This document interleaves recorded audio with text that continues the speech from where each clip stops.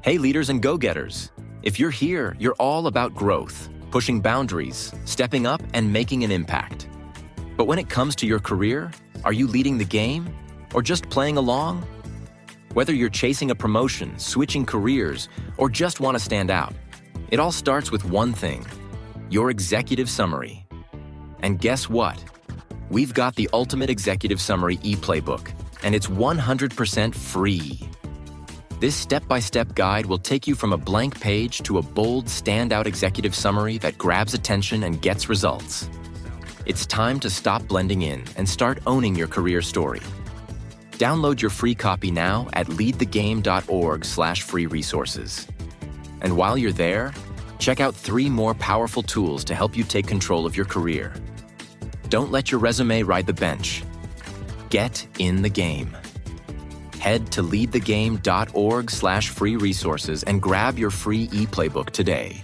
Now back to the show.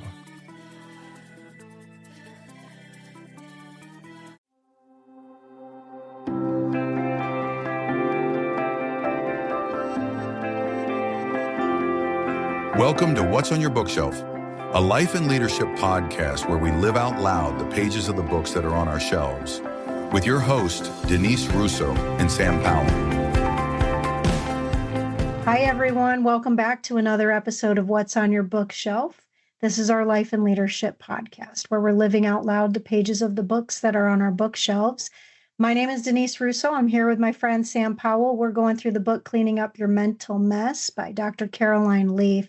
Today, we are on chapter 10, which is really the gist of that we've learned the science, we've gotten the cycle steps, but why it's going to take 63 days to actually get these steps to reinforce change in your mind. Sam, it's good to be here with you today. It's good to be here too. And this chapter, he just keeps bringing me back to Atomic Habits. And it's funny because he, in that book, he's not a scientist by any means, right? But, he in that book talks about how, there's not really a set data. There's some science out there, but there's not really. But she's on the other side of it. No. This is how your brain works. This is what the data is showing us. This is how things are formed. I mean, she's got a picture in here of you're a neuron and a synapse and all sorts of stuff. There are so many days that it takes. And that's what this chapter is about, is really getting into what does that look like? So what does that mean for you, and how habits really get formed, how your brain really gets reshaped. And I think there's a little bit of, I think when we read the Atomic Habits part of it, it was oh my gosh, I have to sustain this for my whole life. And she still sort of says that, because you could easily, if you can change and get to a habit in 63 days, you could also undo that and create, go back to a bad habit, so it's not like James Clear is wrong. It is a lifelong thing, but that felt really open-ended and overwhelming to me, right? Of oh my gosh, I'm exhausted even getting started because now I have to do this for forever. But she sort of gives a little bit of relief in this, I think, of, 2 months is nothing. 63 days, I can handle something for 2 months. And then at that point, how much easier is it? How much is it part of an actual new bridge in my brain that I've created? So I really enjoyed this chapter, but I just as soon as we started it, I just harkened back to Atomic Habits so much. Here's the important thing about this too, is that there is no start and end. There might be a start and an end to that one traumatic thing that you're dealing with, whether it's stress, burnout, relationship issue at work or home, whatever it is.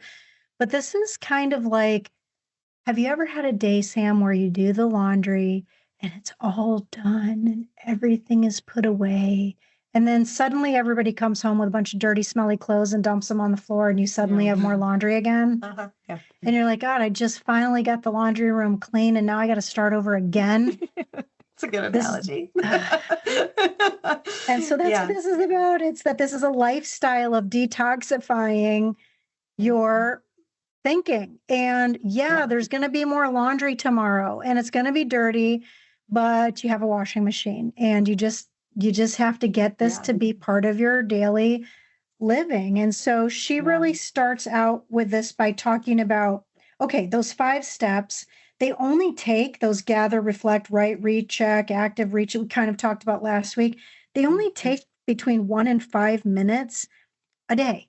And so the hard part about this, I think, is that you have to be very regimented to be able to get this to work. And this is the part I'm a little bit afraid of, Sam, for myself, is that if I don't make the time and really set the intention to do this, can I really go for 63 days knowing that even if it is only 1 minute to 5 minutes long, for day one, that's what you do. And then on day 2 through 21, you do the same thing. And day 22 to 63, you increase it to 7 minutes. And like, can I really do it? And so I want to try, but I want to be realistic that sometimes you may find that it's going to take you even longer than the 63 days because maybe you just don't get into this habit. And maybe you're working through, she says, what if you're working through multiple thoughts, but actually you're just working on one that has a lot of little branches and leaves off of it that are problems to the main thought. It's sort of like when you're talking about the 5 whys, there's a root cause to that original thought. What's the original thought, not just all the extra thoughts that come from it, but the new way that you want to think about your situation is what's going to give you peace. So if the end result for you is that you want more peace, then you have to find a way for these days to spend 1 to 7 minutes in your whole total day of however many minutes are in a whole day to go through this. Yeah, she said like you need to block anywhere from 7 to 30 minutes every single day to do this. But like, think about the outcome. Like, think about the end of the 2 months, right? Like you have embraced something, worked on something, and completely rewritten the neural pathways in your brain so that you are now in a healthy space. I'll invest 30 minutes a day. 30 minutes is nothing. And then as you get to like days 22 through 63, you only have to drop down to step 5. So it's 1 to 7 minutes. Like it becomes less. But you have to do it every single day. And I think that's where, like, I'm glad we read Atomic Habits first, because he talks about how do you to go do these things, right? How do you set the stage? The 3-minute rule of like, how do you get started? How do you plan for it, right? Like if I was trying to, work out, like I lay my clothes out the night before, I get dressed in those first. Like, how do you do the things that sort of set the stage for you to spend the 30 minutes that you need, 7 to 30 minutes that you need on this to change it. But it's like, how much do you want it? Right. And I think that that's where I go back to like that identity-based habit. Who do I want to become? Right. It's not that I want to work out more. Like that's not the goal. The goal is I want to be someone who is active. And that is worth pursuing 30 minutes a day, right? That is worth investing that time in. And so I think that like, if you haven't read Atomic Habits, definitely do that. Go listen to our series on that, because I think that was a longer series for us because we just got it. We loved it and we got really into it. But I like that we had done that previously, because I feel like that almost sets the stage for it. You can do that. Yes, it's hard to spend 30 minutes. I don't spend 30 minutes on a day right now that I should on things, right? Like I should have 30 minutes a day where I'm like working out and I don't, right? And so it's like, oh, if I can't even do that, can I do this? But like, that's where I think you've got to use some of those tools from Atomic Habits of who do I want to be, right? What pain do I want to alleviate? And what's that identity I want to have on the far side of it? And know that like, it's just only going to take me it's going to be every day, but it's only 63 days. Like I get like, can you do this, Sam? I can do this, Sam. Like it's like, come on, get it together, Sam. Be the Sam you want to be. And you're going to have to spend time to do that. And so what's it worth to you, right? Like what's it worth for you to make that happen and make that change in your life?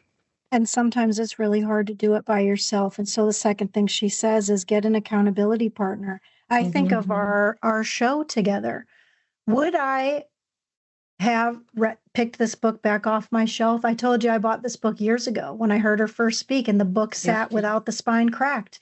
But one of the great things I love about having our show every week together is that you are my accountability partner, because I know that not that I'm obligated, but in a way, in a good way, I am accountable to you, that if I don't read these chapters and I'm not prepared to come to a conversation, or that I don't already have stories in my mind that I want to share, or that I'm not coming with my best self, then that is not a good use of your time. And I often think about how time in our life is so tremendously more precious than anything else that we even have in life, because you can never get any more of it. So when you choose to invest your time with someone else, whether it's at work, on a task, with your team, with your leader, with the people that report to you, please hear me.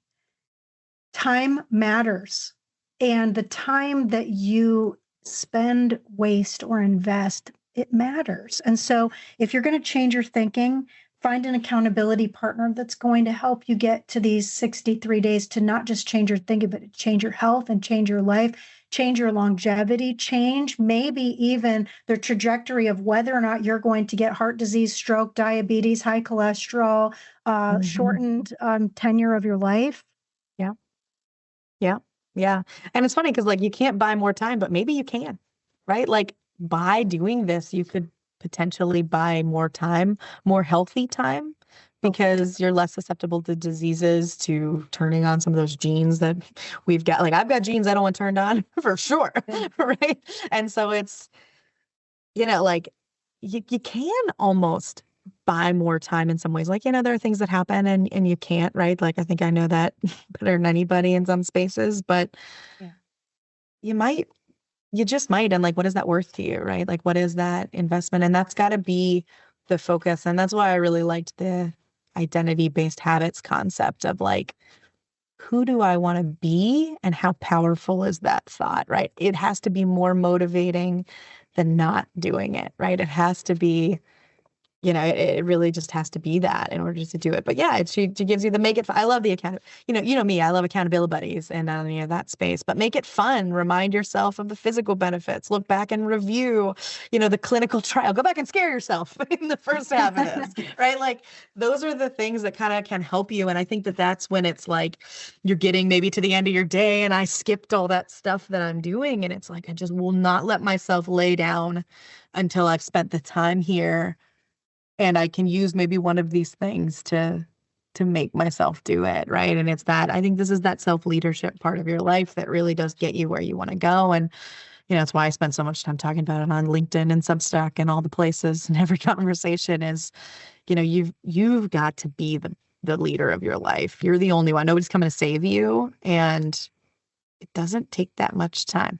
30 minutes in the grand scheme of things is nothing. And we talked about when we were talking about moving into this second half of this book, and I talked about it's like little by little and then all at once. That's what this is. This is 7 to 30 minutes a day, little by little, every day.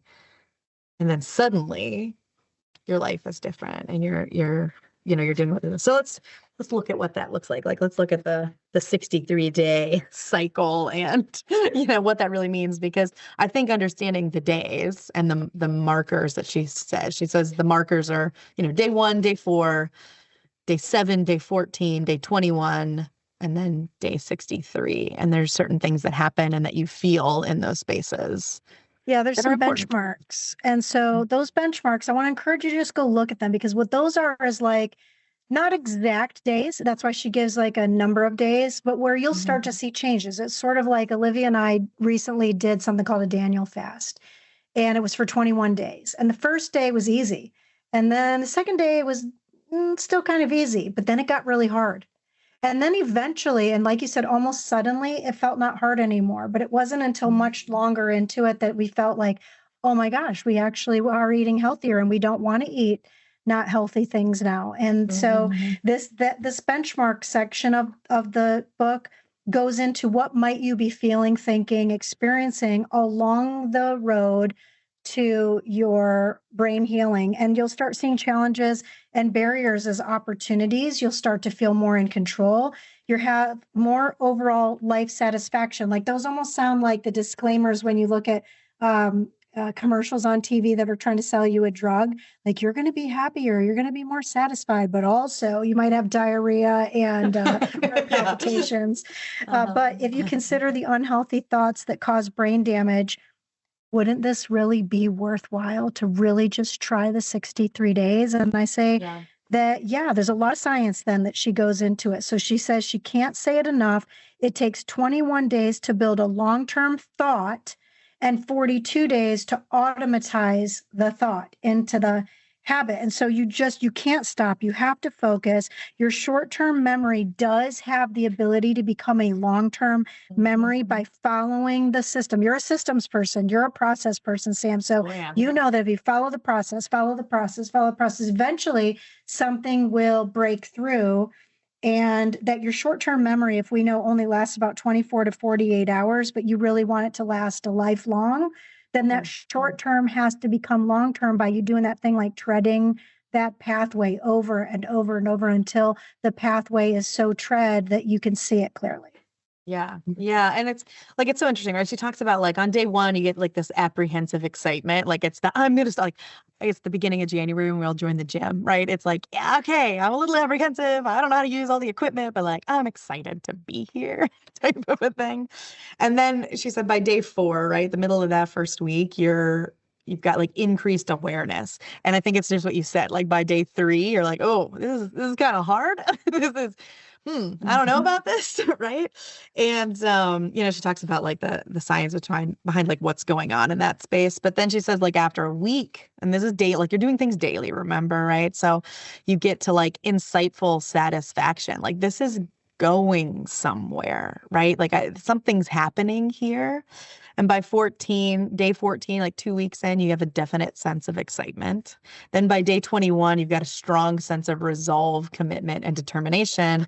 And then days 22 to 63, you have a sense of peace and mature realization. And so like, if you think about that, like I'm thinking about changes I've made in my life, and like that tracks for my own experience of like, okay, I'm trying to do things differently. This is sort of what it's that kind of up and down of like, okay, I'm not so sure. All right, I can see the light at the end of the tunnel. Okay, I can see where this is going. But she talks about like what's really happening like behind the scenes. And I find that fascinating especially like the 21 day, because that's the number of like that we hear a lot of like what's going on then.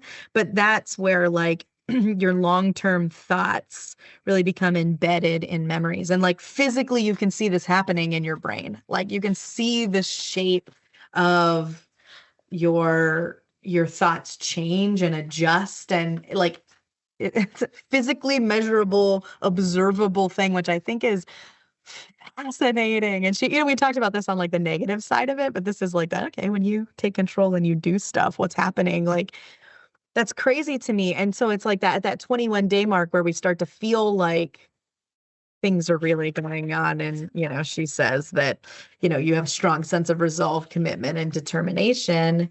It's that things turning into a long-term thought and like embedded memory, which is just, I don't know, like really cool. But you can't stop there, which is the interesting part. That's what's the 63-day bridge? And that's the work that needs to be done to turn it into an actual habit. And again, like you have to think and understand what a habit really is, because we mess this up all the time. We're like, I have a habit of going to the gym. Like, no, like the habit are the automatic things that happen, right? This is rewiring your brain, rewriting how it works. This is, I reach for the coffee pot as soon as I hit the step, like right as soon as I come downstairs, I go straight to the coffee pot. It's an automatic bridge that I've got in my head. And that's that difference of like the 21 days to the 63 is like, it's a long-term memory. I can remember to do it in 21 days. But when it becomes that automatic change, movement, feeling, adjustment, that's what it takes. That's what's so critical about that deepening period in the 22 to 63 day range. I found that super fascinating. Like, I don't know, is there something, what were your thoughts on that? And I know you had heard it before when you heard her talk, but yeah, have you ever experienced that? What I really want to experience is if we could have a machine that would show all these little things in our brain changing, because that part, which is like in the next couple pages, be super interesting, because she talks about how all the things that Sam just said, as far as these amount of days, this is what happens but then she goes in and she says, and here's what it looks like inside your brain. Yeah. There's this little node that happens, and then there's a little branch that comes off of it. And then you could see this other thing changing. I would love to see, by going through the 63 days, like I already know the thought that I want to be able to change in my life. I wish that I could see the picture of my brain so that I could say, wow, it's validating. It's really happening. I could see that this thing is actually changing inside my brain. But we have to just know that after the 21 days, you're building this new thought. And if you can imagine that it's sort of like, have you ever gone out in your yard and suddenly there's weeds? And you think, where did they all of a sudden come from? Like, I live in Western Pennsylvania. That's just essentially our entire spring and summer. Like you blink and there's more weeds. It's just very wet and growth oriented here. Like, so yeah. And they just seem to like pop out of nowhere and then suddenly they're overtaking your yard. And so this is like the same thing, is that the things are growing under the ground. They're going to pop up. But do you want weeds or do you want flowers? And what are you going to do about taking care of your lawn? And so the first 21 days is you're building this new thought. The 42 days after is you're practicing what you have built. And then she talks about how in the 63 days, there is something called forgetting. And in fact, in the L&D space, in the L&D world, learning and development, we talk about something called the forgetting curve. And that's really around how our short-term memory doesn't allow us to retain certain things. It's sort of like a thought comes in and a thought goes out. But this forgetting that happens along the way is also just proteins in our brain that disappear or strengthen and hold on to these little spaces inside our brain, and that your thoughts evaporate. If you get this right, like if you have a negative thought and you want it to evaporate, the main way to do it is you don't think about the negative thought. That sounds easier than it is, but you have to prioritize those positive thoughts on those pathways that we talked about last week. And you don't just start, you have to sustain to have change. And that we have to remember, learn, and change. And that those three things, remembering something, learning something, changing something, those things are in your control. They're in your hands. You can stop blaming everybody else or all the circumstances around you, because you have the ability to nourish your thinking and stop feeding the weeds. Yeah, I think that's just like, like the science behind it was fascinating, right? She said your thoughts literally convert to thought, like to hot air, right? Where you're spending time, where you're spending your energy, literally shows up in your brain. And that forgetting part of it is key. Like you want to forget these like toxic cycles you're in. You want those to dissolve out, and you don't want certain things to be forgotten, right? You don't want the healthy habits, the healthy way of thinking, the healthy pathways to be forgotten. And so you have to spend time and energy on them. And that's that. It's an always thing, right? That's what James Clear's talking about a habit, is like you're setting it up for the rest of your life. And she starts this chapter about this is lifestyle, right? This is about learning how to use this cycle, learning how to go through these 63-day processes over and over and over again for all of the things that you need. And like you said at the beginning, like sometimes it's not just one 63-day process. Sometimes you get to the root cause, you're solving that one. And then it's like, oh, what about this part of it over here? And it's like, okay, I need a whole other cycle to do that. And then there's something else, and that leads to the next one. It's like breadcrumbs, right? One leads to the next, leads to the next, leads to the next, until you're deep in the woods, where you want to be. She calls something the plastic paradox here, because it would be easy to do this if all you ever had in your life right now was one thought, and that you were going to just work on the one thing. But we have life. And so have you ever been like to the airport or somewhere where you have to get onto a train and it's really super crowded and everybody's pushing because they're either getting off or getting on, and there's nowhere to sit, and you don't want to touch the disgusting germy handles that are inside of it. And so there's this competition for, do I get on? Do I wait? If I get on, is there going to be room for me? If I get on, is the person next to me going to smell bad, or whatever the situation is? It's like with our thoughts, is that you have some smelly thoughts. You have thoughts that are pushing you. You have some negative thoughts that are trying to prioritize getting to the front of the line. And you need to push yourself to get to the highest level of thought. And she says, which involves facing and pushing through adversity, and therefore channeling your energy. So if there's somewhere you need to go, you're going to get on that train and you're going to find your way to make a space. It might not be comfortable. It might not be ideal, but it's going to get you to where you ultimately are trying to get to. A couple of years ago, I was in Paris with with Quinn we were at an ICF conference, and we've decided to go to Disneyland one day in Paris. And it's so awesome because you could take this train that's really inexpensive right to the front door of the park, which I wish they would figure out a way to do that in Orlando. But anyway, it was so just uncomfortable and crowded, and everybody was pushing and shoving, and it was not happiest moment on earth to be on the train to get to the happiest place on earth. And yet we had to endure that short-term experience, and it was also affordable to be able to get to where we wanted to be, which ended up being like one of the best experiences ever. Yeah. So in summary, if you have these memories in your mind and you want them to be usable, that takes energy. So if you're going to decide, how am I going to, like, imagine energy is money. How am I going to spend my energy? Do I want to spend my money on negative energy and negative thoughts, negative thinking, things that isn't getting me anywhere? Or am I going to spend that money or invest that money in the positive thinking, the positive things in life, the direction I want to go in, the area, the people that I want to be around? It's sort of even like Ikigai, right? You want to be doing something you like, that you're good at, around people that you like being around, and doing something that makes a difference. And so if you're looking at that, what happens is, unfortunately, just like we learned in Atomic Habits, after the first week of people trying to learn how to fix these traumatic thinking patterns, they stop. They stop going to the gym. They break their resolutions. They stop going through the experience. And so right now, like for me, I was talking about this fast that Olivia and I are on, and she was going to do it for 21 days, but I wanted to go for 40. So when her day was done, she's like, okay, I'm going to have French fries and a hamburger. And I was like, but I'm not done yet. And I want to keep going. And so you have to become daily and consciously aware of, what do you want, and what outside influences are you going to allow to interrupt what you want? Yeah. And I think that that's like that.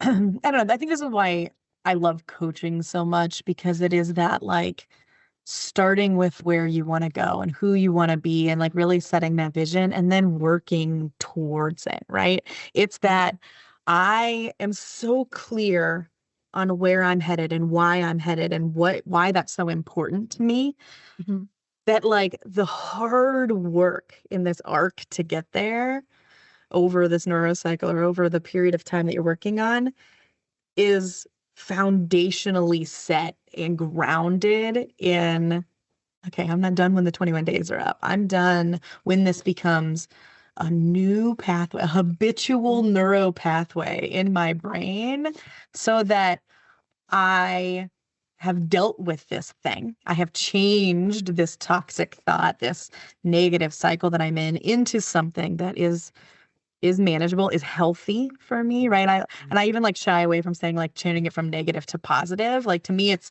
turning it neutral is good enough. Like, right? Like, I'm a big fan of the book, It Takes What It Takes, which is all about like neutral thinking and getting into like, okay, how do you buckle down into this like just healthy state? And I think that coaching is just like, that's what I love about working with people. That's what I love about helping people in like a pure coaching space, of helping them get so grounded and clear that the work, even when it's hard, is just refocus on that. Why are you doing this? What did we write down about that at the beginning, right? What was that vision that you set for yourself? And okay, what do you need to do in this moment that's hard to push through, to become that person that you want, to become that healthy version of yourself? And like, it only takes 30 minutes like to change your life this significantly, like 7, and it can take as little as 7 minutes. Like let's get it real, right? Like, it doesn't even have to take 30. 7 minutes, I can spend 7. I waste a lot of 7 minutes in my life. And if that's all it took to turn this into something like beautiful and real and the life that I really want, like, should be a no-brainer. Well, and you've spent 30 minutes listening to us today. So next week, we're going to lay out how the rest of the book is. And that actually, if you are following along in the book, we're going to cover really the last page of this chapter, which sets the stage for what's coming next. But think about it. If you are following along, if you're listening to our show, the 30 minutes that you invested with us is the amount of time that we're talking about. And for me, this time with you, Sam, always goes by super fast. It does. And it's always, I think, one of the things that helps me stay on the trajectory of the life that I really want. And I don't know. I was just at a networking event yesterday, and I went to one last week. It was a women's business networking. We have a women's small business association that I'm a part of that I really love. And I was passing out our QR code business codes that Scott made for us back in the day. And I was like, listen, we'll change your whole life. Like, we're cleaning up our mental messes. Like, come join us. So hopefully somebody is here from that. But I don't know. Like I said, these 30 minutes you and I spent together are amazing. And I think somebody investing 30 minutes in themselves is always worth it. I think so too. Sorry for that emergency little beep on my phone. Vincent called me and I was like, oh, I have to press stop. Life is calling. That means it's time to wrap it up, right? Yes, it's time to wrap up. My son is calling, and so I have to go grab the phone with him. But friends, if you're listening to our episode today, thank you so much for joining us. My name's Denise Russo, and on behalf of my friend Sam Powell, this has been another episode of What's on Your Bookshelf.